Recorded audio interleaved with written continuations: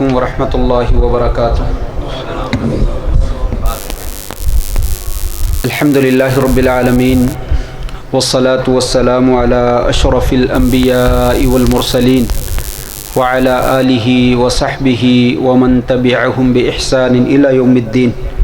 اللہم انفعنا بما علمتنا وعلمنا ما ينفعنا وزدنا علما۔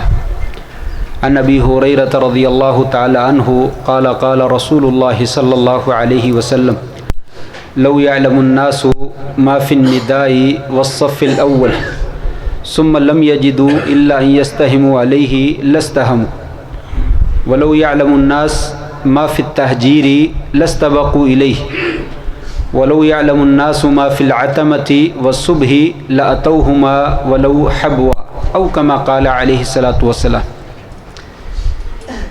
حضرات گرامی قدر، پہلی بات تو میں معذرت خواہ ہوں، لیٹ ہوا ہوں، راستے میں سڑک بلاک تھی، 2-3 راستے تبدیل کیے اور تینوں راستے ہی بند نکلے، جس کی وجہ سے تاخیر جو ہے وہ کافی ساری ہو گئی۔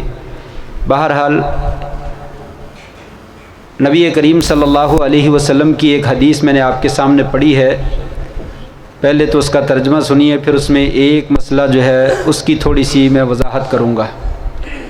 آپ صلی اللہ علیہ وسلم کا ارشاد گرامی ہے، اگر لوگوں کو پتہ چل جائے آذان دینے میں اور پہلی صف میں کھڑے ہونے میں کیا اجر ہے تو لوگ لڑائی کر کے آذان دینے کی کوشش کریں اور پہلی صف میں کھڑے ہونے کی کوشش کریں۔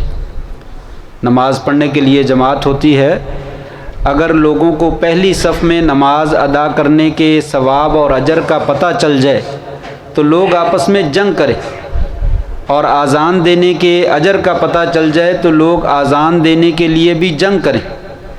پھر اگر ان کی لڑائی جھگڑے کو ختم کرنے کے لیے یہ فیصلہ کیا جائے کہ چلو ایسا کرو، قرآن اندازی قرآن ڈال لو، قرآن اندازی کر لو، جس کے نام پہ قرآن نکل آئے وہ آذان دے دے، جس کے نام پہ قرآن نکل آئے وہ اگلی صف میں کھڑا ہو جائے۔ آپ نے فرمایا لوگ اس فیصلے کو ماننے کے لیے تیار ہو جائیں کہ چلو شاید اسی بہانے میرا نام نکل آئے اور میں پہلی صف میں کھڑا ہو جاؤں اور مجھے آذان دینے کا موقع مل جائے۔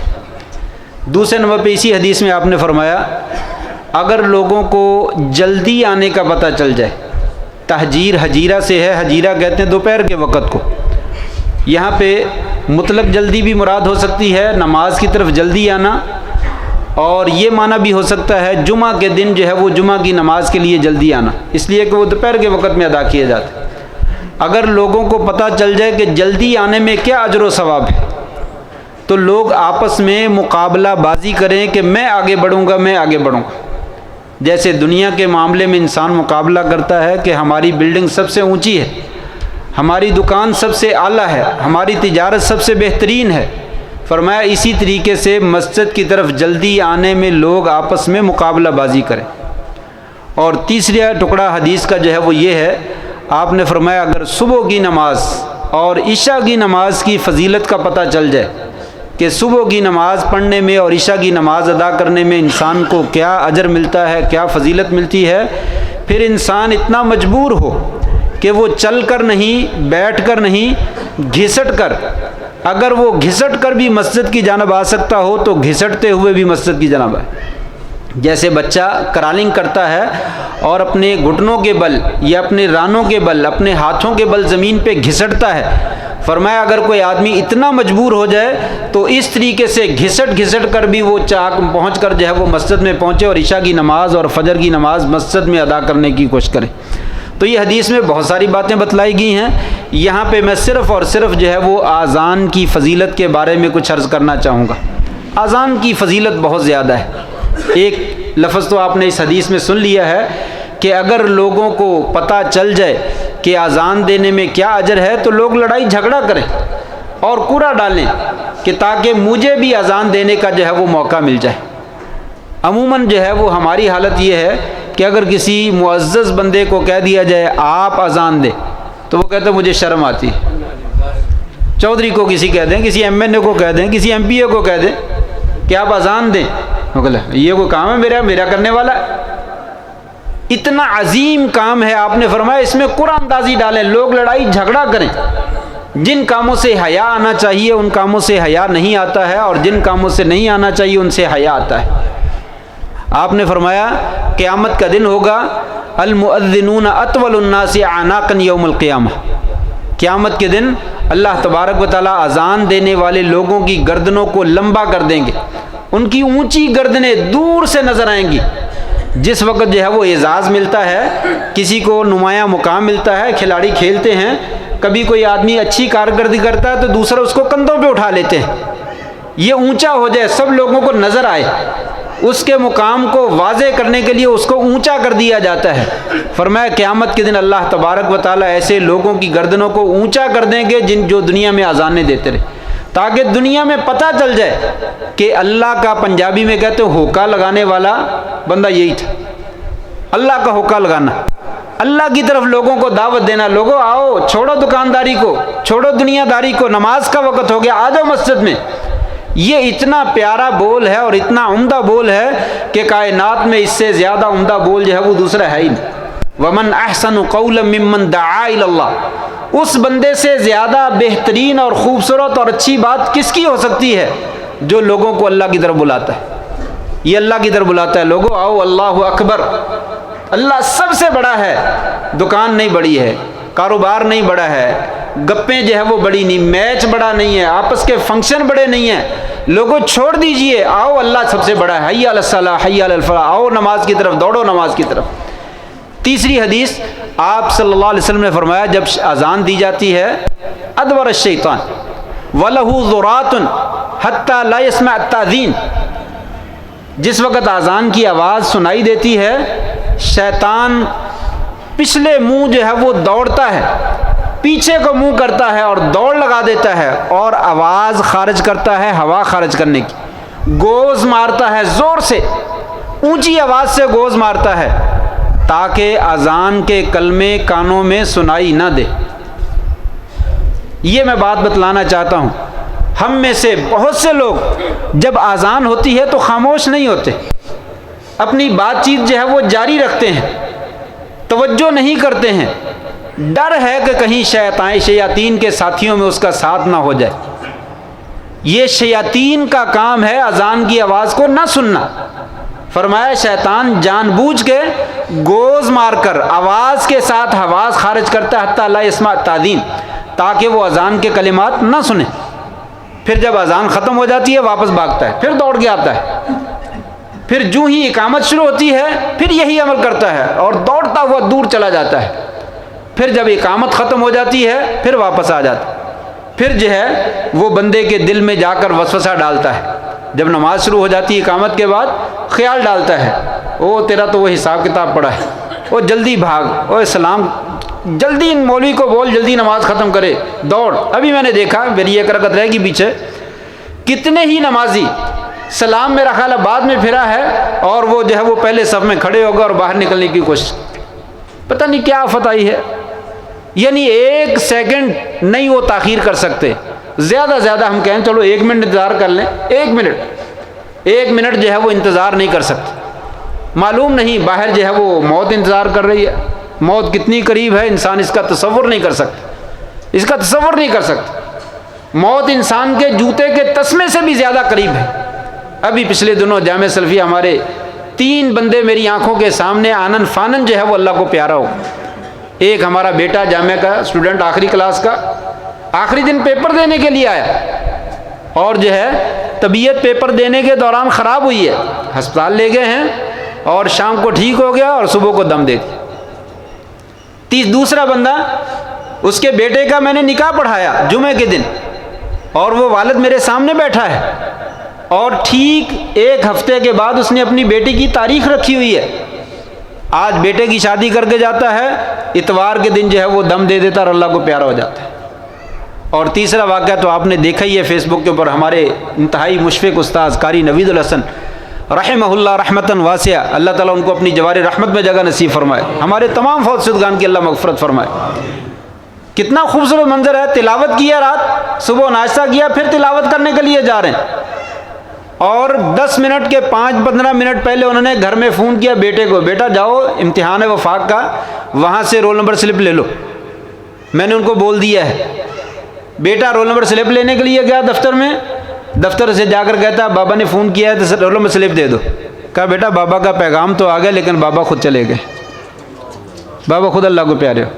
5-10 منٹ میں 1 منٹ کی کہانی ہوئی ہے۔ گاڑی میں جو ان کے ساتھ بندہ سوار ہے کہتا ہے 1 منٹ یا 2 منٹ لگے بس، بالکل ٹھیک ٹھاک ناشتہ کیا ہے، گاڑی میں جا رہے ہیں اور جاتے ہوئے اچانک جو ہے وہ ہلکا سا سانس میں کوئی دقت ہوئی ہے اور اس کے بعد جب دم دے دی۔ اللہ کو پیارے ہو، اللہ تبارک و تعالیٰ ان کی مغفرت فرمائے اور ان کے درجات بلند فرمائے۔ میں عرض یہ کرنا چاہ رہا ہوں کہ موت کتنی زیادہ نزدیک ہے ہمیں اس کا احساس نہیں ہے، لیکن نماز کے لیے ایک لمحہ جو ہے وہ ہم انتظار نہیں کر سکتے۔ پیچھے لوگ نماز پڑھنے نہیں پڑھ رہے، جلدی بھاگو، پتہ نہیں باہر جو ہے وہ کیا چیز تقسیم ہو رہی ہے، اگر وہ نہ بھاگے تو وہ چیز سے ہم محروم ہو جائیں گے۔ یہ باہر والا کام جو ہے یہ سارے کا سارا دنیا میں رہ جانا، یہ مسجد والا کام ہمارے ساتھ ہے، یہی ہماری نجات کا ذریعہ، یہی ہماری اصل دولت ہے، یہی ہمارا سرمایہ ہے۔ یہ وہ دولت ہے جہاں پہ ہم نے انویسٹ کر رکھی ہے، جہاں پہ پیسہ لگا رکھا ہے جو ہمارے کام آنا ہے، یہاں پہ وقت دیجیے۔ میں عرض کر رہا تھا شیطان جو ہے وہ ہوا خارج کرتا ہے تاکہ اذان کے کلمات نہ سنے، پھر جب نماز شروع ہو جاتی دل میں وسوسے ڈالتا، دوڑ جلدی نکل مسجد سے، وہ فلاں کام رہ گیا، فلاں رہ گیا، حتیٰ کہ نماز پڑھتے ہوئے اسے احساس بھی نہیں رہتا میری 2 رکعتیں ہوگی کہ 3 ہوگی، میں نے سجدے 2 کیے تھے کہ 3 کیے تھے، 1 ہی کیا تھا، کوئی پتہ نہیں، سورۃ فاتحہ بھی پڑھی تھی کہ نہیں پڑھی تھی پتہ ہی کوئی نہیں۔ اتنے خیالات آتے ہیں، وجہ اپنے آپ کو دنیا میں جو ہے وہ مشغول رکھ کر رکھا ہے، اور شیاطین کے ساتھ رہنے کی وجہ سے شیطان کا اس کے اوپر جو ہے وہ تسلط رہتا ہے اور انسان کو جو ہے وہ پریشان کرنے کی کوشش کرتا ہے۔ فرمایا انسان کو نماز کا پتہ نہیں چلتا۔ ایک حدیث کہ شیطان جو ہے وہ اذان نہیں سنتا، ہمیں جب بھی اذان کے کلمات سنائی دیں خاموش ہو جائے، سنیں، سننا نہیں ہے بلکہ اس کا جواب بھی دینا ہے۔ اس وقت میں گفتگو کرنا، اس وقت میں شور شرابہ کرنا، اس وقت اس کی طرف توجہ نہ کرنا، یہ شیاطین کا کام ہے۔ اپنا شمار ان کے ساتھ جو ہے وہ نہ بنائی، ہمیں جو ہے وہ اللہ والوں میں سے بننا چاہیے۔ آپ وسلم کی کس قدر خوبصورت حدیث ہے، آپ نے فرمایا جو بندہ اذان سنتا ہے پھر اسی طرح کہتا ہے جس طرح مؤذن کہتا ہے، یا دوسری حدیث میں آپ نے فرمایا جب تم اذان سنو تو اسی طرح کلمات کہو جب جیسے مؤذن کہتا ہے، وہ کہتا ہے اللہ اکبر، اللہ سب سے بڑا ہے، تم بھی کہو ہاں اللہ اکبر، اللہ واقعی سب سے بڑا ہے۔ اگر ہم اس کی طرف توجہ نہیں کرتے تو ہم کہتے ہیں نہیں نہیں چھوڑیے۔ فرمایا تم بھی کہو کہ واقعی اللہ سب سے بڑا ہے، وہ کہے اشہد ان لا الہ الا اللہ، میں گواہی دیتا ہوں اللہ کے سوا کوئی معبود نہیں۔ فرمایا تم بھی گواہی دو کہ میں گواہی دیتا ہوں اللہ کے سوا کوئی معبود برحق نہیں۔ وہ گواہی دیتا ہے کہ محمد صلی اللہ علیہ وسلم اللہ کے رسول ہیں، تم بھی گواہی دو، میں بھی گواہی دیتا ہوں کہ محمد صلی اللہ علیہ وسلم اللہ کے رسول ہیں۔ لوگو آؤ دوڑو نماز کی طرف، لوگو دوڑو کامیابی کی طرف۔ اس وقت جو ہے وہ کیا کہنا چاہیے؟ لا حول ولا قوت الا باللہ۔ یہاں پہ لطیفہ ہے، بعض لوگ کہتے ہیں عجیب بات ہے یار، مؤذن کہتا ہے دوڑو نماز کی طرف اور انسان کہتا ہے لا حول ولا قوت الا۔ ہم تو شیطان کو بھگانے کے لیے لاہور پڑھتے ہیں نا، جب کوئی ایسا کلمہ سن لے جو بڑا عجیب ہو تو انسان کہتا ہے لا حول ولا قوت الا باللہ۔ کہا نہیں ایسا نہیں، عربی سے تھوڑی سی واقفیت رکھیے تو آپ کو معنی کا پتہ چلے کہ معنی کیا ہے۔ قاری تلاوت کرتا ہے اور وہ کہہ رہا ہے جہنم میں پھینک دیں گے، عذاب دیں گے، وہ کہتا ہے سبحان اللہ، وہ نعرے بلند کرتا ہے ماشاء اللہ ماشاء اللہ ماشاء اللہ۔ نہیں، معنی کا مسلمان کو پتہ ہونا چاہیے، قرآن سے لگاؤ ہونا چاہیے کہ اللہ تعالیٰ ہم سے کیا خطاب کر رہے ہیں۔ فرمایا جب وہ کہتا ہے نا حی علی الصلاح حی علی الفلاح، اس کا معنی ہے لا حول ولا قوت الا باللہ۔ وہ کہتا ہے نماز کی طرف آؤ، کامیابی کی طرف آؤ، بندہ کہتا ہے یا اللہ نیکی کرنے کی طاقت، نماز پڑھنے کی طاقت اور برائی سے بچنے کی طاقت میرے پاس نہیں ہے، یا اللہ تیری توفیق شامل حال ہوگی تو اس مؤذن کی آواز پہ میں لبیک کہہ سکتا ہوں، اگر تیری توفیق شامل حال نہ ہوئی تو میں اس مؤذن کی آواز پہ لبیک بھی نہیں کہہ سکتا۔ یہ معنی لا حول ولا قوت ہے۔ یا اللہ تو نے توفیق دے گا تو نماز پڑھ لوں گا، اس لیے ہم نے نماز پڑھی ابھی عصر کی، اس میں ہمارا کوئی کمال نہیں۔ ہمیشہ یہ یاد رکھیے میں نے نماز پڑھ لی، میں نے حلال کھا لیا، میں نے فلاں نیکی کا کام کر لیا، اس میں ہمارا کوئی کمال نہیں، یہ خالصتاً اللہ کی توفیق ہے، اس نے اپنی اس رحمت کے لیے ہمارا انتخاب کر لی۔ تو لہٰذا اللہ کا شکر ادا کیجیے، یا اللہ تو نے توفیق بخشی۔ باہر بازار بھرا پڑا ہے، لوگوں کو نہیں فکر ہے نماز کی، نہیں معلوم ہے، جس ذات نے ان کو روک رکھا اسی ذات نے ہمیں توفیق بخشی ہے، تو لہٰذا ہمیں اس رب کا شکر ادا کرنا چاہیے۔ یہ کلمہ یہی ہے، لا حول ولا قوت الا باللہ، یا اللہ نیکی کرتا ہوں تو تیری توفیق سے، برائی سے بچتا ہوں تو تیری توفیق کے ساتھ۔ فرمایا یہ اذان کے کلمات کہنے چاہیے۔ پھر اس کے بعد آپ نے فرمایا ثم صلو علیہ، لوگوں درود پڑھو، اذان سننے کے بعد میرے اوپر درود پڑھو، درود ابراہیمی پڑھو۔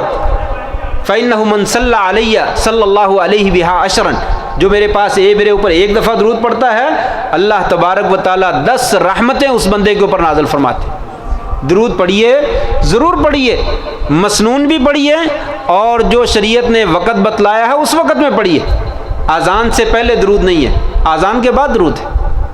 ہم اذان کے بعد پتہ نہیں پڑھتے ہیں کہ نہیں پڑھتے، اذان سے پہلے ضرور پڑھتے، اقامت سے پہلے بھی پڑھتے۔ یہ کس نے کہا ہے؟ بلال حبشی رضی اللہ تعالیٰ عنہ، ابو محذورہ رضی اللہ تعالیٰ عنہ، دونوں اپنی ساری زندگی اذان دیتے رہے، لیکن کبھی بھی اذان سے پہلے انہوں نے صلاۃ نہیں پڑھی۔ اگر درود پڑھا ہے تو بعد میں پڑھا۔ فرمایا لوگوں اذان دے دو اور پھر اذان کا جواب بھی دو، اور اس کے بعد جو ہے وہ درود پڑھو، اور اس کے بعد کیا کرو؟ ثم صلی اللہ علیہ الوسیلہ، پھر اللہ تعالیٰ سے میرے لیے وسیلے کا سوال کرو۔ یہ بھی بڑی عجیب بات ہے، اللہ تعالیٰ سے میرے لیے وسیلے کا سوال کرو، اور ہم کیا کہتے ہیں؟ اپنے لیے نبی کا وسیلہ تلاش کرو۔ دونوں معنوں میں زمین آسمان کا فرق ہے۔ نبی کا وسیلہ تلاش نہ کرو، بلکہ نبی کے لیے وسیلے کا اللہ سے سوال کرو۔ ثم صلی اللہ لی الوسیلۃ، پھر اللہ تعالیٰ سے میرے لیے وسیلے کا سوال کرو، مانگو میرے لیے۔ فإنها منزلۃ لا تنبغي الا لأحد وارجو ان اكون انا هو، یہ وسیلہ جو ہے یہ قیامت کے دن یا جنت میں ایک مقام اور مرتبہ ہے، اور اللہ تبارک و تعالیٰ نے یہ مقام اور مرتبہ صرف ایک بندے کو عطا کر، پوری کائنات صرف ایک بندے کو ملنا، اور مجھے امید ہے کہ وہ میں ہی ہوں گا۔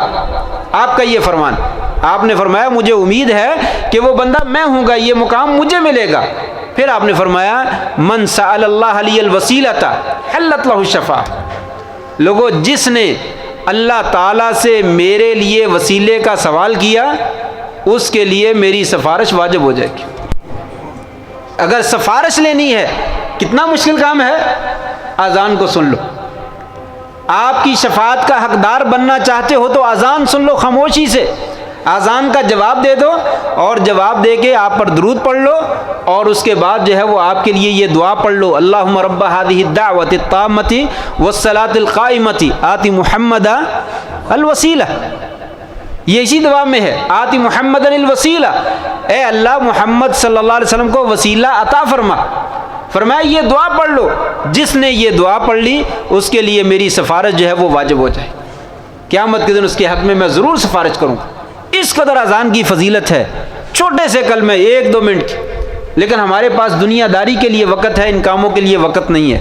صحابہ اکرام سلف صالحین کئی لوگوں سے منقول ہے، وہ کہتے ہیں ساری زندگی میں کبھی ایسا نہیں ہوا کہ اذان ہوئی ہو اور میں مسجد میں نہ ہوں۔ ساری زندگی گزر گئی ہے، کبھی ایسا نہیں ہوا کہ اذان ہوئی اور میں مسجد سے باہر ہوں، میں نے مسجد کے اندر ہی اذان سنی ہے۔ اور ایک آدمی کہتا ہے میں نے کبھی کسی کی گردن نہیں دیکھی نماز پڑھتے ہوئے، یعنی ہمیشہ میں نے پہلی صف میں نماز پڑھی ہے، میں نے کبھی دوسری صف میں کھڑا ہی نہیں ہوا۔ کتنے ہی لوگ ہیں وہ کہتے ہیں 40 سال ہو گئے ہماری تکبیر اولیٰ جو ہے وہ فوت نہیں ہوئی۔ یہ آخرت بنانے والے لوگ ہیں، انہوں نے مقام لے لیا، ان کے نقش قدم پر جو ہے وہ چلنے کی ضرورت ہے۔ آخری بات صرف 1 منٹ میں ذکر کر اپنی بات ختم کرتا ہوں۔ اذان کی فضیلت کیا ہے؟ آپ نے فرمایا لا يرد الدعاء بین الاقامہ بین الاذانین یا بین الاذان والاقامہ او کما قال علیہ الصلوۃ، مختلف الفاظ ہیں۔ آپ نے فرمایا لوگوں اذان اور اقامت کے درمیان اتنا قیمتی وقت ہے، اس وقت میں دعا کو رد نہیں کیا جاتا، جو دعا کی جاتی ہے وہ اللہ کے دربار میں قبول ہو جاتی ہے۔ تو گویا کہ جس نے اذان سننی ہے، اذان کا جواب دینا، اسی کو توفیق ملنی ہے کہ اذان کے بعد وہ دعا مانگے۔ تو لہٰذا اذان کے بعد کا وقت ضائع کرنے والا نہیں ہے، بلکہ مسجد میں آ کر نفل پڑھ کے دعا مانگنے کا وقت ہے۔ اس وقت میں جو ہے وہ دعا مانگیے، یہ دعائیں جو ہے وہ قبول ہو جاتی ہیں۔ یہ اذان کے بارے میں چند ایک باتیں تھی جو میں نے مناسب سمجھا ذکر کرنی. اللہ سے دعا ہے اس اذان کے ساتھ مجھے بھی اور آپ کو بھی محبت کرنے کی توفیق نصیب فرما دے, اس کا جواب دینے کی بھی توفیق دے دے, اور اس کلمات کے جو معنی اور مفاہیم ہیں ان کے مطابق اللہ تعالی ہمیں اپنی زندگی بنانے کی توفیق نصیب فرما دے, اور واقعتاً کل قیامت کے دن اللہ تعالی آپ کی شفاعت ہمیں نصیب فرما دے. وآخر دعوانا ان الحمد للہ رب العالمین.